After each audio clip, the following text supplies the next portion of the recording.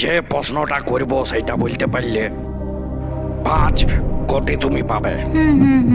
এই 5 কোটি জিতে গেলে তোমার আর অন্নপূর্ণা ভান্ডারের দরকার হয় না।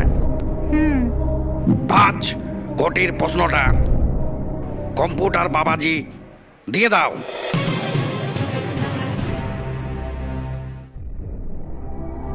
সাপ সম্পর্কে নিচের কোন কথাটি সঠিক বটে?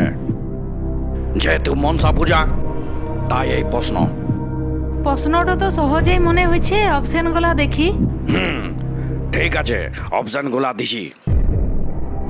এ, সাপ সত্যি দুধ খায়। বি, সাপ মানুষের মুখ মনে রাখতে পারে।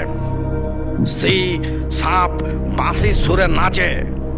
আর ডি, কোনটি সঠিক নয়। এই উত্তরটি দিতে পারলে 5 কোটি পাবে। একটাও ঠিক লয় মনে হয়েছে। ঠিক ভুল আমি জানি নাই, রাগে বলো, কম্পিউটার ঘোড়া যাতে শুনতে পায়। ডি। ঠিক আছে, কম্পিউটার ঘোড়া কোনটি সঠিক নয় বলছে। ডিতে হুড়কা জাম করে দাও।